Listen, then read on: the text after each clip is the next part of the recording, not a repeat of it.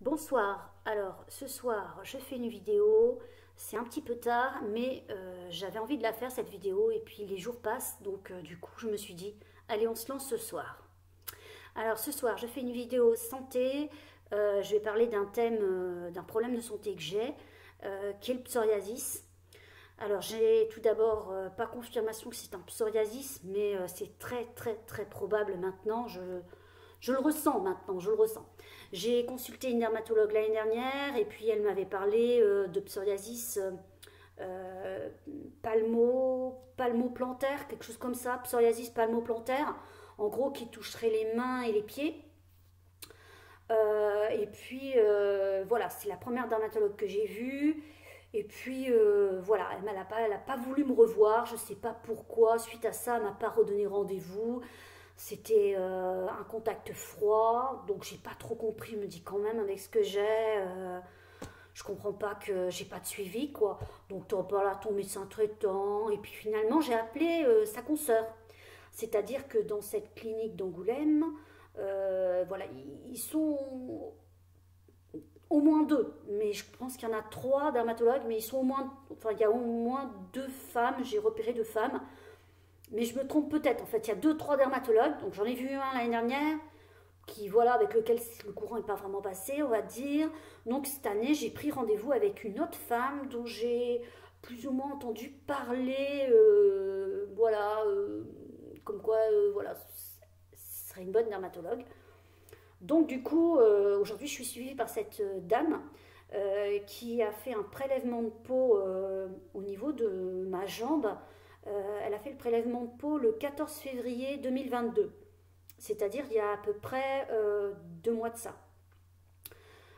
Donc là, je vais vous dire tout de suite ce qu'il en est, ce que j'ai eu comme retour. Alors c'est pas évident hein, parce que c'est des propos qui sont scientifiques, donc ça parlera à certains d'entre vous, peut-être pas d'autres, mais sachez que je ne vais pas rester non plus sur l'analyse rendue par ce cabinet de dermatopathologie de Paris.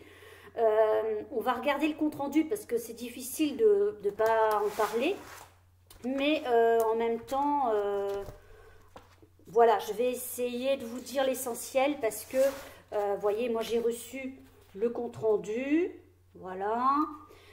Et puis il y avait un petit mot de ma dermatologue qui me conseillait de prendre des antibiotiques. Bon, j'avoue que j'ai pas compris pour l'instant, je les ai pas pris. C'est pas plus embêtant que ça. Alors voilà ce que j'ai reçu comme document du cabinet de dermatopathologie Mathurin Moreau, situé à Paris. Alors le prélèvement c'était une éruption annulaire, donc annulaire en forme d'anneau, hein. Éruption annulaire en chaussette, donc ça c'est la forme, hein, en chaussette. Alors elle a mis uniquement sur les pieds et chevilles. Je vous expliquerai, je ne suis pas trop d'accord, pour moi ça ne concerne pas que les pieds et les chevilles malheureusement. Il y a marqué que c'est une éruption prurigineuse avec des limites nettes. Voilà. Donc dans le compte rendu, il fait part d'un large foyer de nécrose. Alors attention, hein, c'est du vocabulaire scientifique. Hein. On a un large foyer de nécrose verticalisé, semblant suivre une annexe sébacée sudorale, dont la paroi est totalement détruite, remplacée par un infiltrat inflammatoire qui renferme de nombreux polynucléaires neutrophiles au noyau fragmenté. Bon, au noyau fragmenté, en gros, ma peau d'origine est remplacée par un infiltrat inflammatoire dans lequel on voit beaucoup de polynucléaires neutrophiles au noyau fragmenté. Bon, noyau fragmenté, ça doit correspondre à un moment, je pense, de la vie de la cellule. Hein. Voilà. Donc en conclusion, alors la conclusion, elle est un peu, pour moi, un peu légère. Je suis désolée, l'angle est pas très beau. Hein. J'ai ma caméra qui filme d'en bas, donc je fais avec. Donc en conclusion, il parle d'une origine infectieuse probable, sans parler de psoriasis en fait. Hein. Donc une origine infectieuse, plus vraisemblablement bactérienne, en plus avec plein de nuances. Donc en gros, ce que je comprends, c'est qu'au niveau de ma peau, il peut y avoir parfois des bactéries. Ce que j'ai pu observer sous la présence à certains endroits de pus. Je pense pas que ça soit des gouttes. Pour moi, c'est plus une sorte de sécrétion qui des fois peut venir en surface de la peau, que j'ai observé à certains endroits. Heureusement, pour l'instant, c'est pas partout que j'ai du pus, hein, heureusement, je suis pas un crapaud pustuleux encore, hein. Mais bon, c'est vrai que ça, c'est pas évident. Le psoriasis, c'est quelque chose qui peut prendre différentes formes, et certainement que sur mon corps, je pense qu'il y a différents types de psoriasis. Donc en regardant sur internet, hein, pour se renseigner, forcément on en vient à regarder des vidéos sur internet. Moi j'ai regardé beaucoup de vidéos sur YouTube. C'est aussi pour ça aussi qu'aujourd'hui je fais une vidéo sur YouTube, c'est pour témoigner, bien sûr, c'est à titre informatif, mais c'est aussi pour témoigner. Donc si je reviens un petit peu sur... oui, j'étais en train de parler de je ne sais plus.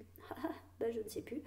Je parlais, oui, des différents types de psoriasis. Alors les différents types de psoriasis, moi, pour l'instant, ça fait des formations, on va dire, un petit peu comme ça en rond, à différents endroits, quoi. Et des fois, ça peut faire plaque. Des fois, ça peut faire plaque. J'ai une plaque notamment, alors au niveau du pied, dans la zone qui est située entre la voûte plantaire et la cheville. Ça fait un peu comme un triangle dans le pied, là, en fait, naturellement, dans cette partie intérieure, hein, du pied. Entre la voûte plantaire et la cheville, et le talon, il y a une zone triangulaire. Et à cet endroit-là, à force de traiter ou avec l'évolution de la maladie, c'est vrai que ça fait plutôt une plaque. Ça fait une plaque plutôt lisse. Alors, je pourrais montrer tout à l'heure un peu à quoi ressemblent mes pieds. Mais c'est vrai que je vais faire ce que je peux, parce qu'avec la caméra que j'ai, on verra tout à l'heure, hein. Je vais essayer de montrer un petit peu à quoi ressemble mon pso, parce que ça peut peut-être aider des gens. Et je suis aussi à la recherche de témoignages. S'il y a des gens qui peuvent me dire des choses, m'apprendre des choses, je suis là pour ça, hein, aussi, hein. Voilà, parce que faut dire ce qui est, quand on est malade, des fois on peut se sentir très très seul en France, hein. Voilà, on n'est pas tous, comme je dis souvent, on n'est pas tous soignés à la Riboisière ou à la Pitié-Salpêtrière à Paris avec les meilleurs médecins et tout, hein. Ça, c'est réservé aux gens qui habitent Paris, aux gens les plus riches. Il y a plein d'autres personnes qui sont malades et qui sont comme moi et qui doivent se débrouiller. Et c'est vrai que quand on a plusieurs pathologies qui se cumulent et qu'on est seul en plus, c'est pas facile, hein. C'est pas facile. C'est pas pour autant que j'ai envie d'aller voir un psychiatre, hein. Non, non, non. Mais voilà, c'est pas facile. Moi, ce que j'aimerais, c'est avoir une bonne prise en charge. Voilà, une bonne prise en charge au niveau de mon médecin traitant, au niveau d'un dermatologue. Moi, c'est pas possible de ne pas avoir aujourd'hui de diagnostic, tout simplement, hein. Là, aujourd'hui, le cabinet de dermatopathologie là, de Paris, il n'est pas psoriasis, hein. Il met à la fin que l'hypothèse machin, mais la clinique ne semble pas du tout en faveur de cette hypothèse. Mais c'est gros mystère sur ce que tu as, hein. Bon, en même temps, le diagnostic de psoriasis est pas un bon diagnostic aussi, hein. Faut être clair. Mais bon, en attendant, on aimerait bien vivre, on aimerait être bien pris en charge, on aimerait de l'attention, on aimerait de la bienveillance, tout ce qui manque en fait dans notre société aujourd'hui, hein. Une société qui est beaucoup tournée autour du pognon. Mais voilà, pognon, pognon, ça n'a pas changé, hein. C'est, voilà, quand tu es malade, quand tu as des charges, tu as des amis? Non. J'ai un voisin en haut de chez moi, là, il me disait l'autre jour, enfin, il y a quelques temps de ça, on va dire, il me disait, oh, mais si t'étais riche, t'aurais déjà des amis, qui me fait, bah oui, bah oui, bah oui, société du pognon, voilà. Et c'est pas que la classe dirigeante, hein. C'est, aujourd'hui, voilà, quand t'es malade et quand t'as des charges, trouve-toi des amis, toi. Mais trouve-toi des amis, quoi. Déjà, j'ai pas le temps d'avoir des amis. Enfin, les amis, il faudrait qu'ils viennent à la maison, il faudrait qu'ils s'adaptent à mon rythme de vie. Ce qui est compliqué, en fait. Parce que, toi, t'es beaucoup à la maison, parce que t'as beaucoup de soins ici. Tu te lèves tard en plus. Donc, bon, t'as tout à gérer. Vient un moment, les amis, les activités, même si j'étais riche, des activités, t'es limité. Hein. T'es limité, tu vas te libérer quoi? 2 heures par semaine? Tu vas pas faire grand-chose avec 2 heures de libre par semaine. Hein. Ah ouais, aujourd'hui j'ai 2 heures de libre par semaine, pas plus. Hein. Donc, je regarde des vidéos sur YouTube, je me divertis vraiment chez moi, quoi. Chez moi. Bon, pour des raisons économiques, pour des raisons de gain de temps, voilà, tout est dit. Donc on revient au sujet, le psoriasis. Donc le psoriasis aujourd'hui, donc j'ai eu le retour bon, d'un cabinet de référence, mais ça me dit pas le diagnostic que j'ai. Donc heureusement, je vais voir ma dermatologue le 28 avril. J'espère que la situation va évoluer parce que je pense que je vais être un petit peu insistante parce que, et de un, c'est pas une ALD. Donc je ne sais pas comment sera la prise en charge plus tard, si tu as des frais, comment tu feras. Il faut savoir que moi, je suis en invalidité, donc avancer des frais, c'est des fois difficile. Donc voilà, si demain il y avait plus de frais, comment on va faire, sachant que le psoriasis en plus n'est pas dans les ALD. Alors je ne sais pas s'il y a moyen que je sois en ALD quand même, mais c'est vrai que si j'étais en ALD, tu es sûr que tu as une prise en charge de la Sécu, t'es plus tranquille d'esprit, quoi. Parce que demain, si tu dois avancer de l'argent, ça peut être compliqué pour moi. Donc, c'est une question que je me pose aujourd'hui. Et puis, bon, j'ai le pso qui avance sur mes jambes. Donc, aujourd'hui, j'ai envie que les médecins, ils prennent le temps de me dire ce que j'ai. Même si le pronostic est plutôt négatif, c'est pas grave. Moi, j'ai envie qu'on prenne le temps de me dire ce que j'ai. Et voilà. Même si à chaque fois, j'ai pas envie de montrer toutes mes plaies. À mon médecin traitant, qui d'ailleurs va pas forcément les regarder à chaque fois non plus. Hein. Bon, alors maintenant, ce que je vais faire, hein, c'est que je vais vous montrer concrètement à quoi ressemble mon pso. Donc pour ça, je vais vous montrer le pied gauche. Sachez que pied gauche ou pied droit, il y a une petite différence parce que moi, le pso a commencé, donc il y a chez moi, il y a un peu plus de 2 ans. Donc à cette époque-là, j'avais à peu près 43-44 ans quand ça a commencé, mais je dirais 43 ans quand même plus, pour être juste. Ça a commencé sur le pied droit, et pendant un temps, je n'ai eu donc que le pied droit touché, mais à l'époque, c'était pas diagnostiqué psoriasis encore.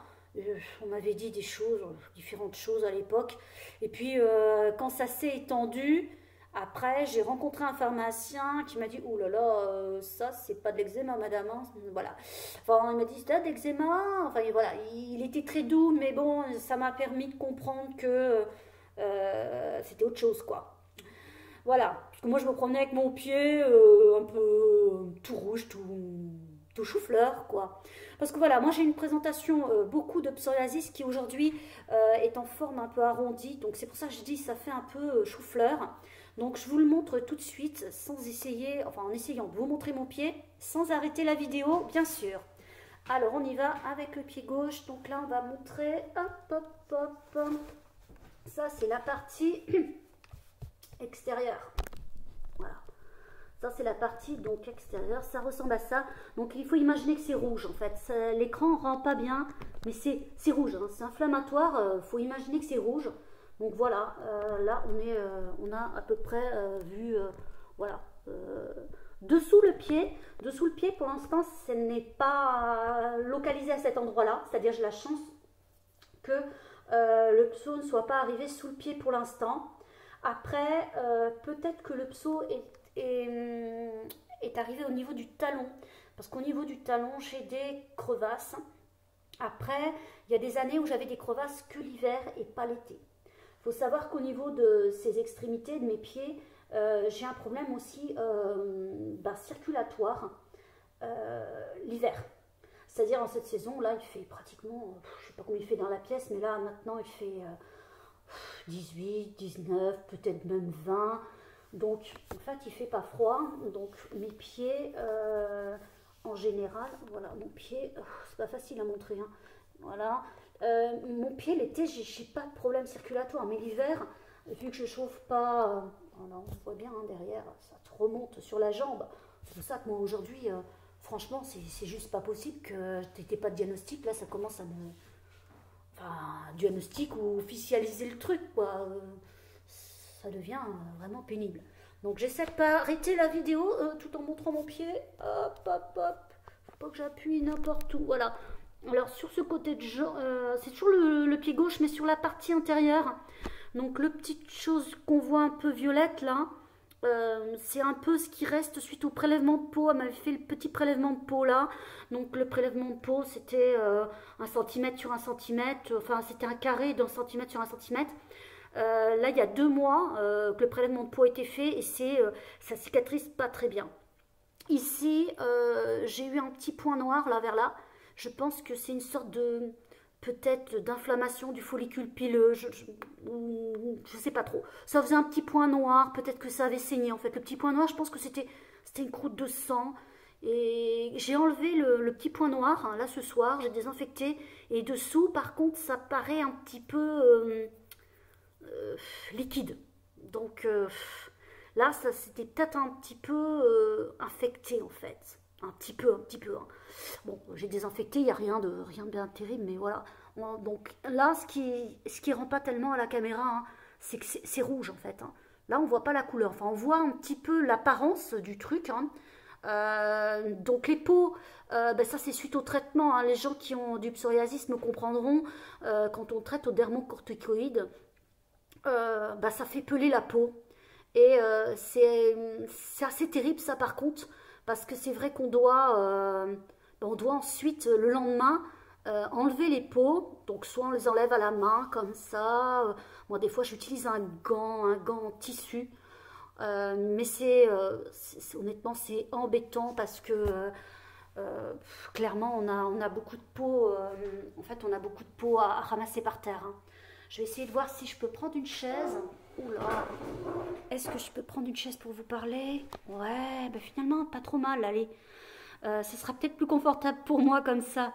Donc, je vous disais que, voilà, tous les jours, en fait, après traitement, il faut décrouter le lendemain. Donc ça, c'est pas terrible. Et je voulais vous montrer aussi, hier, je suis partie le matin. J'ai la chance de me lever assez tôt. Donc, j'ai pu aller tondre le matin. Et hier, les rayons étaient vraiment très, très, quand même mauvais. Et j'ai eu tout de suite mon visage qui a été comme photosensibilisé par les rayons du soleil. Et tout de suite, j'ai eu des rougeurs. En fait, le soleil m'a pris. J'étais en t-shirt hier. Bon, en t-shirt peut-être un peu moins décolleté que là, mais j'étais en t-shirt et j'ai vraiment tout de suite pris un coup de soleil. Alors, je dis coup de soleil, mais je ne sais pas si c'est en lien avec le pso ou pas. Tout de suite, là, on voit bien les joues, là, les joues ici. Bon, un petit peu le menton, là, ça le fait toujours. Mais le menton, c'est pas gênant, en fait. C'est très localisé. En fait, c'est même esthétique, j'ai envie de dire. Mais là, les joues, ça l'est beaucoup moins, quoi. Ça fait... ça gonfle un peu, la peau gonfle. On a l'impression que ça commence à boursoufler. On a l'impression que très vite, le pso pourrait aussi s'inviter sur ton visage, quoi. Ce qui est catastrophique parce que traiter le visage, c'est un peu compliqué quoi. Traiter le visage au bétaméthasone, j'évite pour l'instant quoi. Bon, en tout cas, ce psoriasis, en tout cas pour moi, se manifeste de manière, oui, bien systémique. Donc, ce que je vais faire à ce niveau, c'est je vais vous lire la définition que j'ai trouvée sur Internet, qui est en fait, j'ai trouvé très intéressante parce que je témoigne, c'est bien, mais j'ai trouvé que cette définition était intéressante. Par contre, ah oui, j'ai pas préparé. Bon, ben tant pis. Dans ces cas-là, je vous renvoie parce que j'ai pas préparé. Mais c'est vrai que j'ai trouvé une définition sur Wikipédia. Et je pense qu'il faut aussi aller le voir parce que c'est intéressant. Il parle du pso comme une maladie systémique. Donc voilà, la plupart du temps, voilà, le pso est souvent systémique. Après, quand ça ne l'est pas, c'est très bien. Parce que systémique, ça veut dire que ça touche la peau, mais que ça peut aussi toucher les organes. Donc voilà. Il faut savoir que moi aujourd'hui, des départs de pso, j'en ai eu à différents endroits que j'ai pour l'instant réussi à faire partir comme ça parce que ça, voilà, je dis non, non, je suis pas prête, pas là. Donc voilà, j'ai sorti le bétaméthasone et j'en ai mis à certains endroits. Par exemple, un endroit auquel on ne passerait pas, mais j'ai eu un départ au niveau de l'aisselle. Là, ouais. Donc j'ai dit, oh non, non, ça va pas gratter et démanger à cet endroit-là, c'est pas possible. Donc j'ai mis tout de suite du bétaméthasone et c'est parti dans la foulée. J'ai eu des départs aussi derrière les genoux. Donc derrière les genoux, euh, un soir, mais il y a longtemps de ça, hein, il y a au moins 6 mois, tout à coup, un soir derrière les genoux, j'ai des trucs comme ça, comme des grosses piqûres. Des grosses piqûres en deux, hein, puis deux en même temps, hein, derrière un genou, toi, deux grosses piqûres comme ça. Et je me dis, oh putain, ça c'est le pso aussi à nouveau. Alors j'ai sorti, j'ai dit, oh non, derrière le genou, non, non, je suis pas d'accord, je veux pas que ça se mette là. Parce qu'au début, je l'avais que sur les pieds, donc je me suis dit, je le garde sur les pieds, j'en veux pas ailleurs. Mais après, on se rend compte que ben, il peut s'inviter ailleurs aussi quand même, même si t'as pas envie. Alors pour l'instant, je le fais partir au bêta-méthasone, mais ça durera peut-être pas des années, peut-être que je pourrais moins bien le faire partir. Enfin, en tout cas, quand j'ai eu mes départs derrière les genoux, j'ai mis du produit, c'est parti. J'ai eu la chance que ça parte hélico presto. Voilà. Sur le visage, là, franchement, je me sens pas prête à traiter le visage. Entre les traitements, ce que je fais, ben, je mets des produits pour essayer d'améliorer la qualité de la peau. Donc ça peut être des crèmes, des huiles. Et je reviendrai sur les produits que j'utilise parce que ça peut servir à d'autres personnes. Des fois, on ne nous dit pas forcément, hein, mais les produits d'accompagnement de la maladie, c'est-à-dire les produits que tu peux mettre entre les traitements, c'est pas mal. Après, euh, je vais pas tout dire. Je vais pas tout dire ce soir, mais c'est vrai que c'est pas évident. Il y en a beaucoup qui sont pas pris en charge. Voilà. Dans les produits qui peuvent améliorer la texture de la peau, il y en a pas beaucoup qui sont pris en charge, hein. Voilà.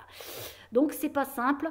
Rien que ça, voilà, c'est pas simple. Ça met pas toutes les chances du bon côté des gens. Si t'as pas les moyens, ben ça va être compliqué parce qu'il y a beaucoup de choses qui ne sont pas forcément prises en charge par la Sécu, hein. Donc voilà, je crois que j'ai abordé pas mal de choses. C'est vrai que je voulais vous lire la définition que j'ai trouvée sur Wikipédia, que j'ai trouvée vraiment très très bien. Il y a 5 lignes et c'est très... C'est un bon résumé, quoi, il faut le lire. Sinon, ben voilà, moi je reviendrai sur les produits que j'utilise. Et puis voilà, l'évolution de la maladie sans peut-être tout dire aussi. Par exemple, aujourd'hui, la maladie, moi, je pense qu'elle touche mon côlon. Je l'observe, je l'ai observé grâce à l'observation de mes selles. Je ne vais pas en dire plus parce que voilà, c'est pas très, bah, c'est pas le sujet qu'on a envie le plus d'aborder comme ça en ligne. Voilà. Bon, enfin en tout cas, la maladie, je sais qu'elle peut toucher plein d'endroits. Il y a même des fois le conduit auditif. Ça m'est arrivé que bah, j'ai le conduit auditif qui me gratte. Alors bon, bah, on prend un coton-tige, on se gratte le conduit, mais voilà, c'est assez impressionnant. J'espère ne pas en avoir sur la langue, en avoir à des endroits vraiment incongrus, quoi. Mais en même temps, je vois bien que ma peau est réactive et que, ayant eu des départs un peu partout, j'ai eu aussi le foie, hein, quand on repense aux choses. J'ai eu le foie aussi qui s'est braqué 2 fois, le foie qui tout à coup gonfle en fait. Alors, pour expliquer un petit peu au niveau de mon abdomen, parce que ça ne se voit pas et j'ai pas envie non plus de le montrer, j'ai un abdomen où c'est pas l'estomac qui prend de la place, c'est les intestins qui sont des... Les intestins sont, comment dire, relâchés, quoi. Et du coup, ça me donne l'apparence d'avoir un ventre rond. Des fois, je dis, oh, ouais, ouais, c'est vrai que je ressemble un peu à une femme enceinte. J'exagère, mais à peine. Le ventre est rond et le côlon est relâché. Je ne sais pas le pourquoi, du comment. Euh, je ne fais pas le rapport entre la maladie de peau et le fait que ça soit détendu. Euh, enfin voilà. En tout cas, la vidéo est un petit peu longue, donc je vais en rester là. Je ferai d'autres vidéos sur l'évolution de la maladie. Et d'ici là, n'hésitez pas à donc me laisser des commentaires si vous avez quelque chose de positif à m'apprendre ou à partager. Et puis, pourquoi pas liker la vidéo, ça fait toujours un peu plaisir. Voilà, bah écoutez, je vous dis à bientôt dans une nouvelle vidéo. Bye!